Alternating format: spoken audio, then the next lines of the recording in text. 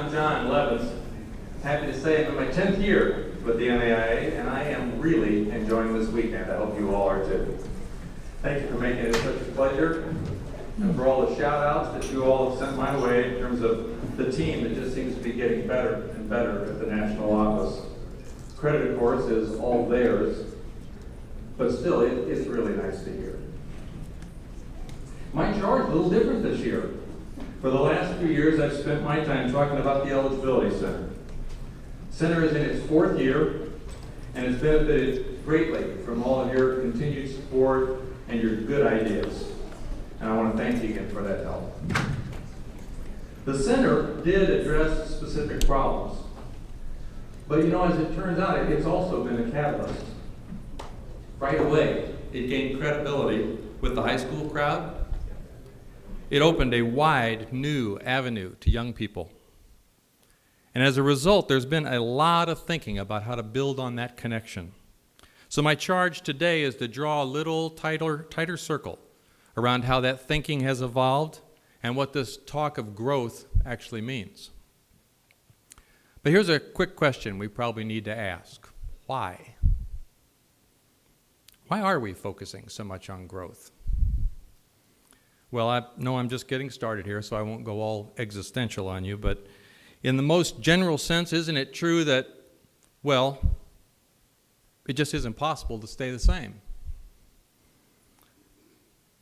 It's like Marty Holly said in those great remarks yesterday, in our lives, at home, and in our work, circumstances change, we change, and we have a choice.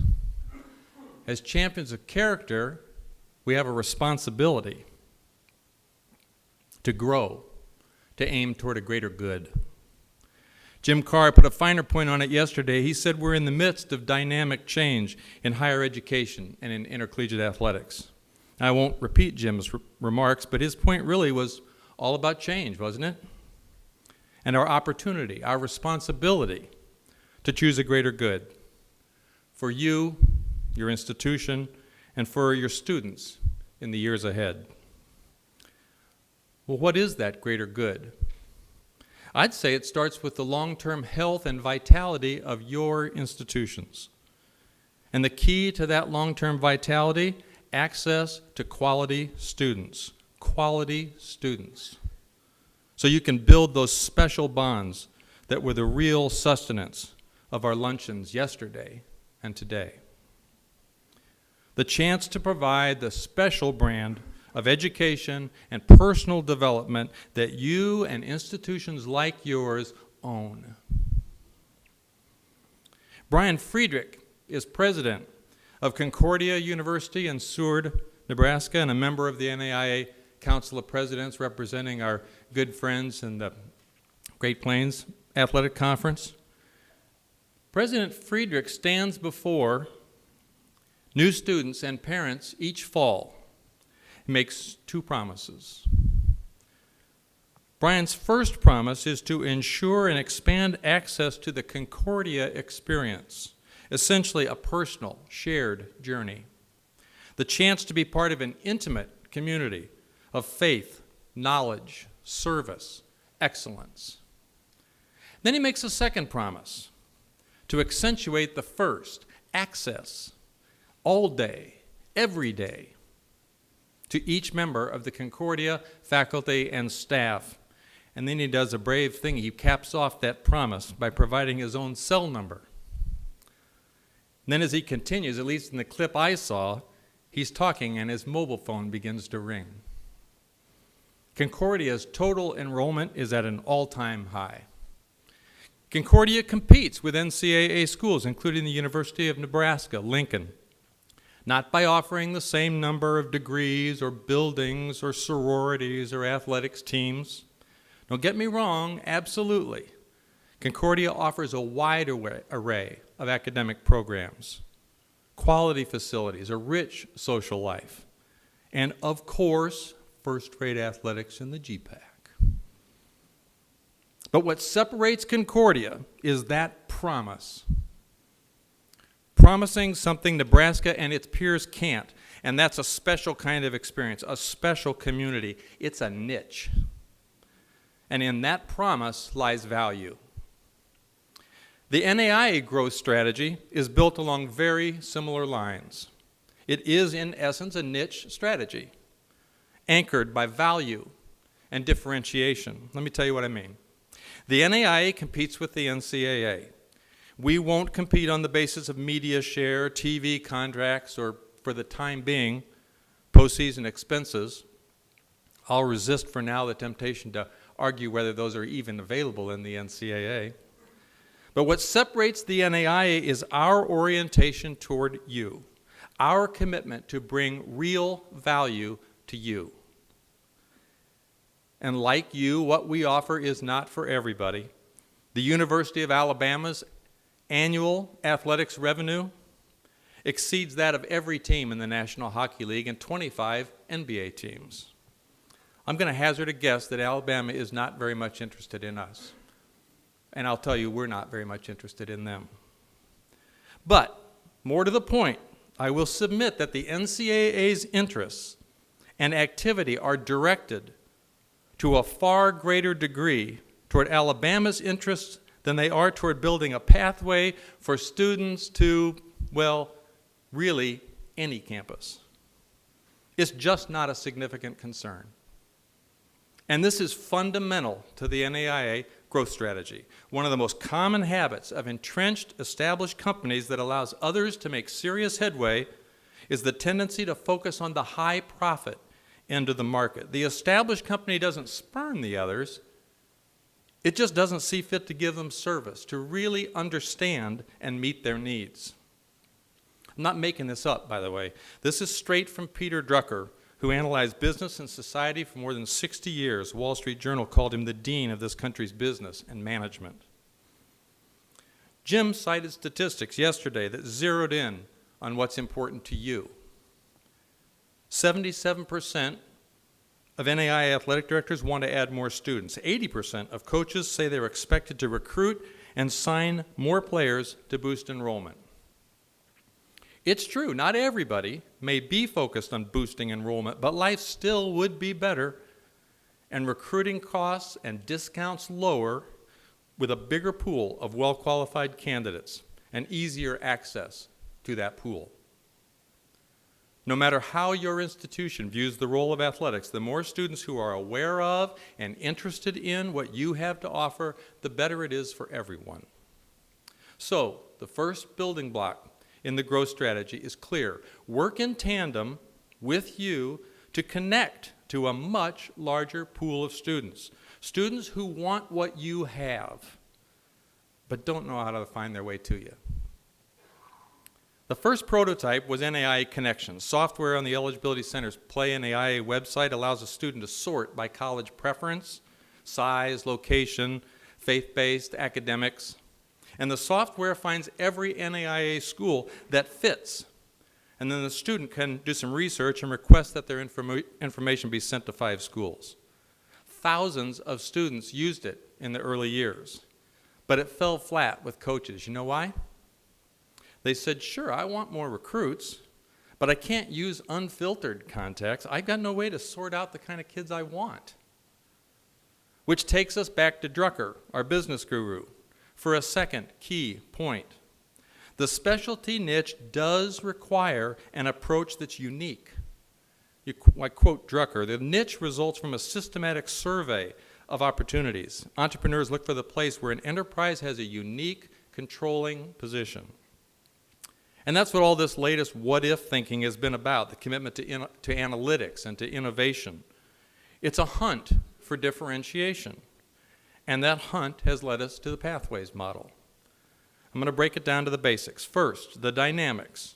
Maybe the most obvious. There are a whole bunch of students out there who want to play college sports.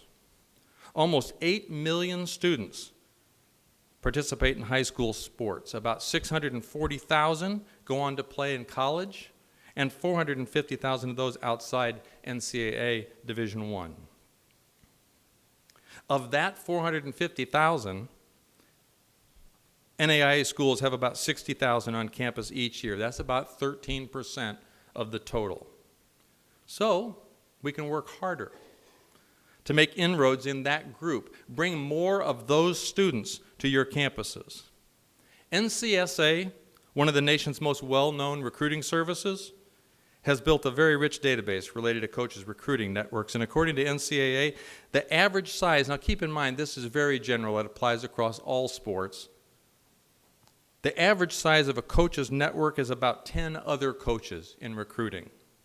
That's what they've found. High school, AAU, junior college coaches. The average size of a coach's network when they're heading out to recruit is about 10 other coaches.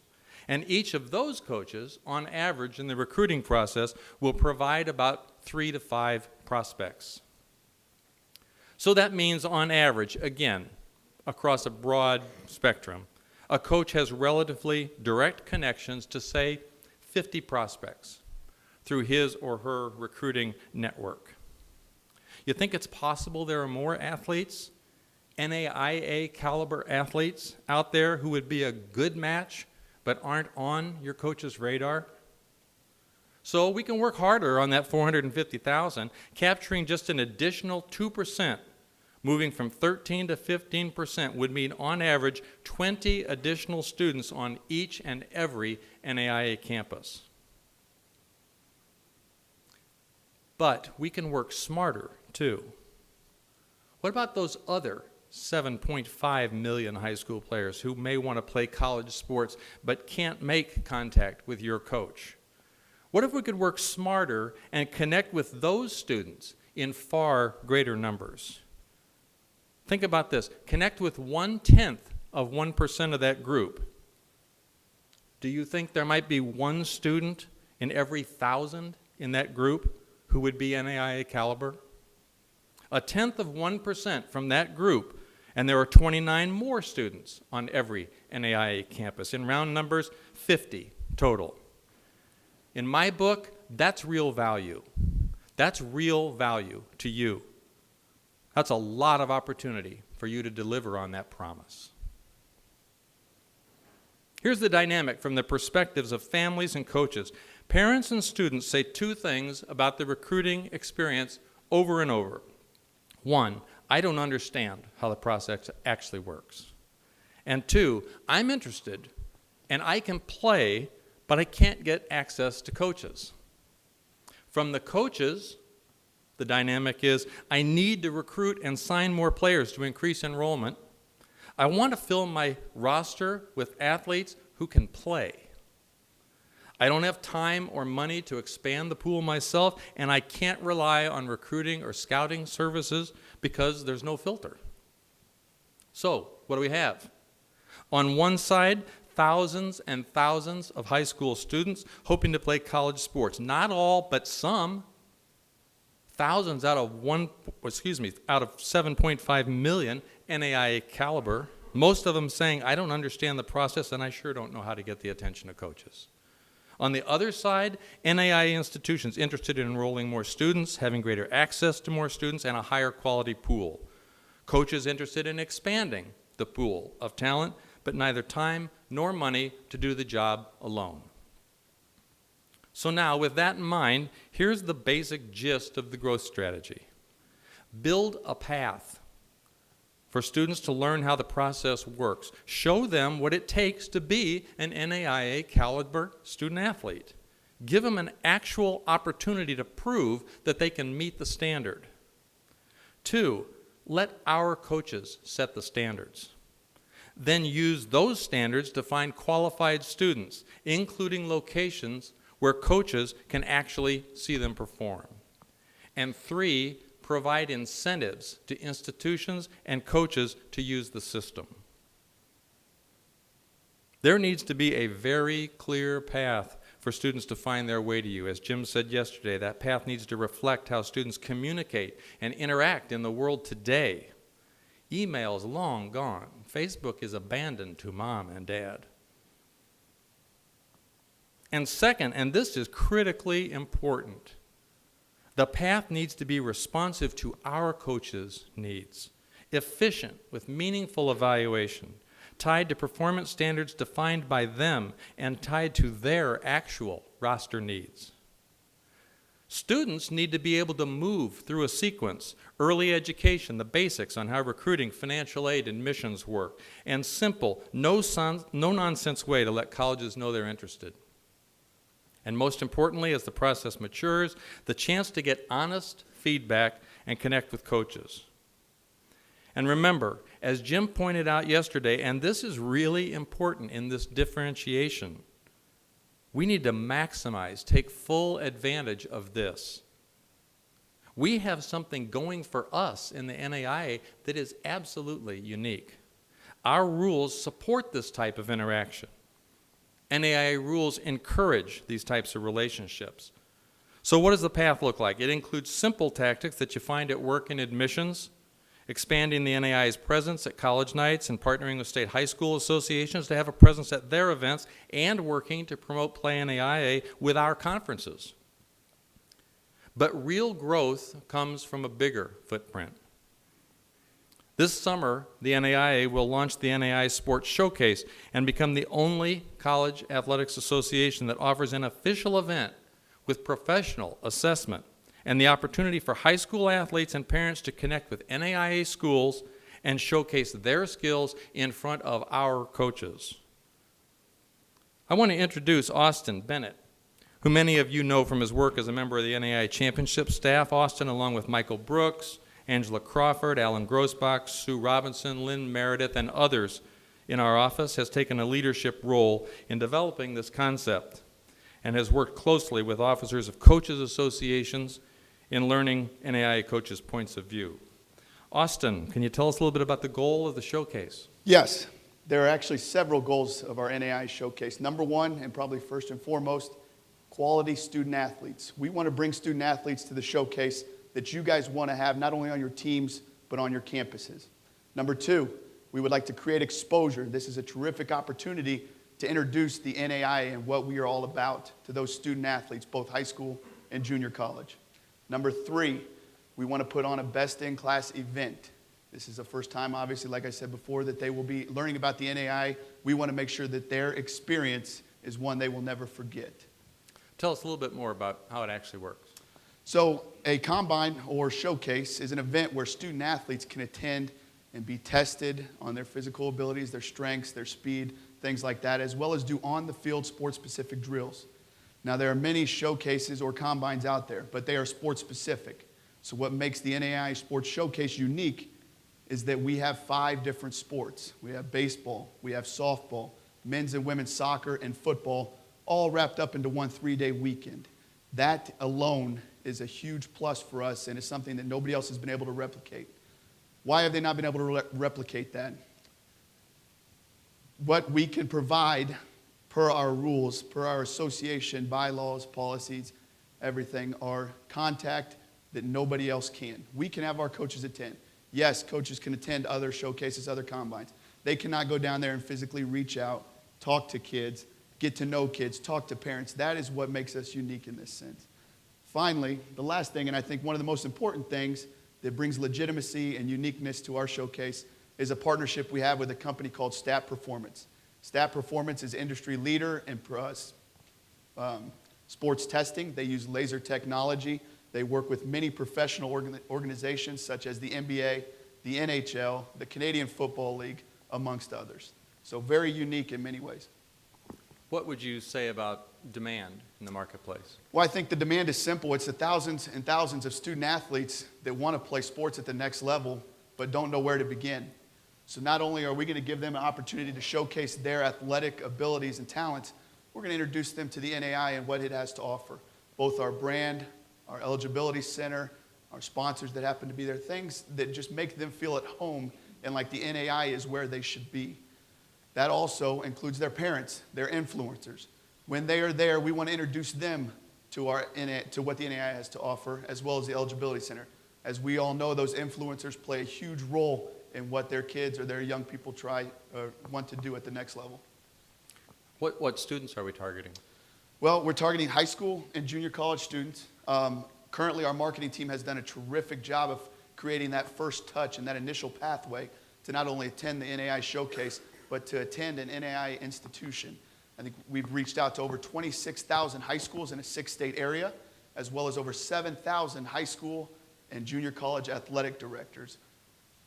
I know you've had a lot of interaction with officers and the coaches associations leading up to this. Can you talk a little bit about their role? Guys, our coaches play the biggest role in this possible. When the first idea first came about, our initial thought was we got to do something that our members want, that our coaches can benefit from. If we're going to ask them to take time out of their busy recruiting schedules to come to a spot that they don't typically recruit in, we need to make sure that it is something they want. So we attended all 5 Coaches Association business meetings.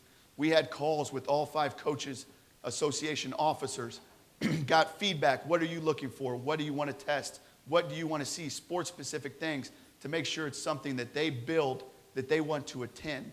Now, I think this is important, and I think it's a little point of brag for us, but they've done such a good job that we've actually had phone calls from NCAA coaches offering to pay to come attend our event. Now, of course, this is for NAIA coaches only, and it's something that we need them to attend. That way they can provide feedback to help us grow this. As a pilot program, obviously, I think we're off to a great start, but in terms of growing it and doing it better and better and becoming a spot on their summer recruiting trail, we need their feedback, and that's very important to us. That's awesome. Thank you for laying in those specifics. I appreciate it, Austin. So Sports Showcase, good model. Opportunities for athletes to prove their mettle with our coaches there to see it. But Showcase can't operate in a vacuum. It needs to be supported by 24/7 access to information and interaction with NAIA coaches and schools. So we're building a Pathways platform in the mobile space where students live, an opt-in mobile community where athletes gain that first foothold. Get the inside scoop on the college recruiting experience from current students and experts at our schools who really know. Build sports profiles to share their stories. Learn what it takes to play NAIA sports. Find out how our athletes perform at critical measures in their sports. See what our coaches think are the most important measures. Stack their performance up against others in the showcase and against current NAIA scholarship recipients. They might even win a Pathways scholarship from the NAIA or one of our sponsors, good at any of your member institutions. And move seamlessly into the eligibility process. It may not be for every coach, but you heard Austin say that a large majority like the idea, and I've just got to believe that if you give a coach, especially one who wears several hats, maybe isn't a full-time coach, lobbies every year for a bigger recruiting budget, if you present that coach with a group of students who have knowledge and interest, who qualify academically, who've been evaluated against standards, who can play, and you present those students in greater numbers at a lower cost and more readily than the coach can manage alone, I will bet you there are a bunch of coaches out there who would be interested in taking a look, and ADs and presidents too. So, Pathways. Think of Pathways as a bigger recruiting pipeline, a better designed, more coordinated, more broadly distributed pipeline. You will experience increased demand. Question is, how will you respond? Are you ready? Because that's the other side of this growth equation, this balance of supply and demand. Growth initiatives must address the supply, that is, what our institutions are offering. The equation isn't balanced without understanding the impact, the current and potential returns, both at the institution and NAIA level. The NAIA sponsors championships in 23 sports. Do we know why? Do we know whether those sports are preferred by today's athletes? How many sports do you offer on your campus? Do you know why? Are those the sports that athletes currently enjoy? What are the fastest growing sports in America? Well, at the high school level, soccer for boys and girls is at the top of the list. In fact, they're about to overtake basketball with an increase of more than 50,000 in annual participation compared to annual participation 5 years ago. Cheer and dance is second fastest growing for girls, up more than 20,000. And interestingly, lacrosse, is in the top 5 for both boys and girls, up more than 25,000 for boys and girls combined. Let's look at lacrosse a little more carefully. Here's what's called a heat map that shows participation in lacrosse by state. The darker the shading, the more high school students playing lacrosse. Spreading outward from the east into the Midwest, a strong foothold in the Southeast, in California, and a heavy concentration, Southeast in Florida, and a heavy concentration in California. Now here in red are the NAIA institutions that currently sponsor lacrosse. And here in blue are the institutions that do not. I'm not advocating a mass migration to lacrosse, but it does suggest to me at least that if we work together at the institution, conference, and national levels, we could take advantage of what is clearly on the way. Let's look quickly at bowling. I won't go into all the particulars, but again, the heat map where participation is the highest. The red dots that show NAIA institutions that sponsor bowling now. And we had the blue dots showing the schools that don't do the sport. These types of data, these participation patterns, have implications for decision-making at the conference level, but there are implications for conferences. I'm certainly aware that a given institution in a conference might have very good reason for sponsoring a sport not played at the conference. There might be issues around funding, facilities that make it attractive. There may be plenty of good competition with schools outside the conference. But the strength of conferences lies in shared competition, regular season rivalries, access to postseason. This kind of evaluation would be helpful at the conference level using the same type of data. I know these types of studies are going on right now. We have a bunch of sharp ADs and commissioners, and we should be very encouraged by that activity. But we should all be focusing on these patterns, studying these data together, and making smart decisions for the future. That is where we will find real growth, real value. Let's shift the focus for a minute to another area where there are meaningful issues around purpose and value. Let's think about junior varsity programs. We've done research that surprised me. Did you know that about 1 in every 6 student athletes in the NAIA competes at the junior varsity level? I didn't know that. That's closing in on 20%, and I suspect the number's on the rise. Now, I've already admitted my ignorance on the topic, so I can't offer a lot of wisdom, but it does seem reasonable to ask, what kind of experience are we providing those students? I got to believe their experience shapes their perceptions, influences what they say to their peers, their brothers and sisters, their classmates, their neighbors. And it ultimately affects whether they decide to stay, doesn't it? And every decision not to stay affects your institution's bottom line. $4,500 to recruit one student by one institution's account. So it makes me want to ask, what is their experience and what is the environment on your campus and in the NAIA that makes the most sense for these students and for your campus's long-term health and vitality? Again, please, I am not suggesting everybody add sports or shift their mix of sports on campus or in a conference or revolutionize JV sports. These aren't simple decisions. There are a whole range of factors that are at play. What I am suggesting, however, is that we're probably missing the boat if we don't together think very carefully about that. Many of you know Chesney Allen here at the NAIA. Chesney's been a tremendous addition to the Legislative Services staff, and I'm introducing Chesney to you today because we've asked Chesney to team up with Kevin D., our Vice President for Administration and Finance, to devote the majority of her time now working on campus and conference initiatives that will deliver real, lasting value to the operations of your athletics programs. So Chesney, place this idea of campus and conference initiatives in better context, will you? In a nutshell, what do you see as the key elements? So I think you can look at it a couple of ways. The first is better data. Better data can lead to better analytics that we can then provide back to our campuses. And we all know that good data leads to solid decision making. So I think any way in which we can be of help in that and add value to you is helpful. We also know that we need to focus our resources in a more sharper way in terms of what's going on currently with young people, with institutions, and higher education in general. So focusing in a more sharper, committed way to that.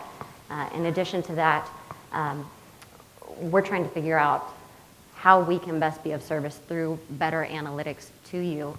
And through that, we need to do better research and focus on research at this point to understanding your needs, your day-to-day experiences, and what ways in which we best serve you to meet those ends. Talk about that a little bit more, will you? How is it different than the information that we already gather? So we do currently collect data, but I think we could do a better job of it, and we could think about it smarter in ways that provide the most value to our institutions. So to use an example that you brought up, junior varsity sports. Prior to the Eligibility Center, a lot of the information that we had about our current student athletes was based on the year-end report. We've learned more through the Eligibility Center, but none of that focuses on junior varsity participants specifically. So this past fall, we did a survey out to all the athletics directors asking about their junior varsity programs, both in terms of what they currently have and offer and what that looks like, as well as what their experience has been and interest is in sponsoring those types of programs. And we had great response, but then in addition, we went back and tracked down every school that did not respond, so I apologize for that.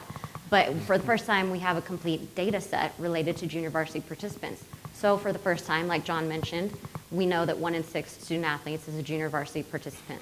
And like John guessed, that number is also on the rise. From that survey, 30% of athletics directors told us that they have an interest in increasing their junior varsity offerings, as compared to only 7% who said that their JV programs had decreased or they had an interest in decreasing those. So we know that it's on the rise. We know that it's unique to the NAIA and that our membership is taking advantage of it. And I don't think we can answer the question of how do we ensure that those junior varsity student athletes are receiving the promise of the student athlete experience within the NAIA from a survey. We can't answer that. But what we do know is that some institutions feel that they are delivering on that promise successfully to their students, and some aren't quite so sure. So I think that goes back to that shared expertise that we can provide by aggregating some data in a way that then we can share with all of you in terms of what those successes are. So some of those schools, as it relates to JV, feel like they are successful because of how they have staffed and the caliber of staffing that they have devoted to those junior varsity programs. How they have focused on those. And then also a piece of it is communicating to the student athletes and providing realistic expectations that they can then deliver on. And the same can be true for conferences. We know that some of our conferences are sponsoring junior varsity tournaments within the conference. And we're hearing from the student athletes that they love it because they have an opportunity to really play for something. They can maybe win a conference title or a trophy. They can travel with their team and stay in a hotel for the first time. So it's a valuable thing for them. And what else is there out there currently that is a success in small portions or for some schools that can be shared with others? I know it's early in the process for you and Kevin. You all are just getting started. I don't mean to put you on the spot, but can you share just a little bit about maybe some of the ideas you've been talking about? So I can put it in terms of some what-ifs, because like you said, we're very early on in this process. So as it relates to thinking about sports and student athletes, what if you, as an institution, could find the right mix of athletic offerings that look at what is currently being offered in your region at the high school level as well as at the collegiate level? So what are students currently doing? What do they want to do at the college level? And what are their opportunities out there? What if you could look at finding the right blend of student athletes? So as it relates to the particular ratio or number of student athletes to non-athletes that fits your campus culture in the best possible way.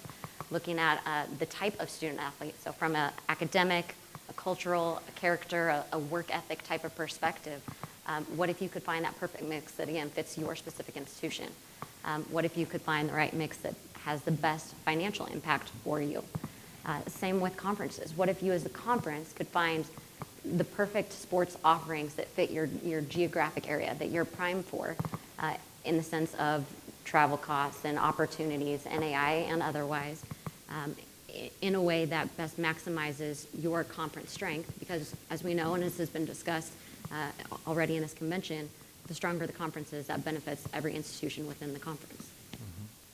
Talk about some of the kinds of information that could be applied to this. Well, that's something that we spent a lot of time thinking about, and we don't have all the answers yet by any means. And we know that's something that there's a lot of good work being done right now, that on your campuses, your athletics directors and other individuals are spending a lot of time thinking about those same types of questions. But what we're wondering is, from our position as the national office, how can we be of value to that as you think through those questions? So one way that we're thinking about that has to do with being the aggregator of information. As the national office, you saw some of the things that John showed up there about lacrosse and bowling. Can we start to look at some things like that in terms of sport offerings around the country as it relates to the demands part of it when it comes to student athletes, the high school and collegiate level, what they're doing and what they're looking for. Also, once they get on a campus, we know that there's a lot of considerations there as it relates to capabilities and capacity and your facilities, not just athletic, but in the classroom, in the residential sphere, in the athletic support sector with your sports information directors and trainers and those involved in the eligibility process. And then the other portion, I think, is as a national office, how do we use that position, or can we use that position and leverage it to provide more value back to institutions? So one example of that that we've at least started to think about is working with national governing bodies. Is there some way that we can do that, use our position as the national office to help you be able to support a sport once you've added it on your campus? A lot of those national governing bodies, they have the expertise when it comes to all of those hundreds of decisions that have to be made when you're looking to add a new sport. We don't, but they do. So how can we partner with them, or how can we leverage our position to be able to add more value back to you? So there's a lot of what ifs, and like I said, we certainly don't have all those answers, but we're starting to try and figure out what can our position be in answering those questions in the way that best maximizes value to the campus. Right. In the Council of Presidents meeting this morning, Ron Slapitza was talking about trying to be sure that when we think about the showcase, for example, that we're looking very carefully at campuses and not just default to the major sports, but do some research to figure out really where the need is greatest in trying to fill out rosters on a given campus or across the board. I think that's the kind of thing that you all are talking about. So it's a lot to chew on, and I know we're early in the process, but I'm very, very pleased that you and Kevin are taking leadership in this and are going to take us down the road. Thank you very much. So we've tried to give you an overview of how we're approaching the time ahead, the focus we have on market research and analytics to drive decisions and development around new initiatives that address directly your experience, enhance the experience of your students, and improve the bottom line. This isn't everything we've been developing. We have a model for registration. Leah McCormick's been working on this, a model for registration of recruiting services. And these services are more and more often used by students and their parents to try to attract their coach's attention. They operate without oversight, and no mechanism exists right now to address how these services operate. Our registration process would provide an avenue for legitimate recruiting services to establish a relationship with the NAIA, and in so doing, agree to operate consistent with NAIA rules and abide by terms and conditions. In return, the services would be recognized as registered. They'd have access to targeted NAIA educational and marketing materials, and they'd be able to interact with the Eligibility Center formally regarding the status of their recruits. Registration would not mean certification or approval. It simply would be a recognition of recruiters' willingness to disclose more about their operations, identify their clients, and agree to operate within the NAIA framework. Benefits to all of us would be significant. Better informed advocates, increased numbers of students headed in your direction, opportunities to address misconduct, and new revenue for reinvestment in services to NAIA schools. We have other examples, but time won't permit. So we've covered a lot of ground this afternoon, and I'd like to steer you to the bottom line. First, change. It's constant. It just happens. Growth, on the other hand, is a very disciplined, discerning, and conscious decision. It requires a distinct and important sequence, and I hope you've heard something of each of these 10 key steps. Research. We have to understand what's happening in the world around us. Vision. Let's create a picture of where we want to be in the world and how we want to interact. Strategic position, what we've been talking about today as differentiation. How exactly will we take our place in the world? Investment. We need to make an investment. Time and dollars need to align, not where we have always been, but with where we are planning to grow. Advocacy and clarity around that vision. Listening to those who are willing to provide suggestions, criticism, advice. Partnerships with those who share the vision. Now this one's hard. Risk. We have to do our best to build it and put it out there and road test the idea. Assess. And finally, improvement, adjust, and keep moving ahead. We're not fooling around with this. I wouldn't stand up here in front of you if I didn't believe it. This growth strategy can work.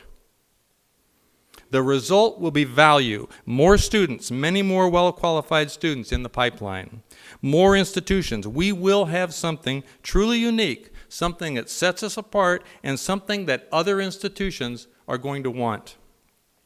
And more revenue, much more opportunity to reinvest with you through a financial model that makes sense. And that is an awesome way to grow. Thank you very much.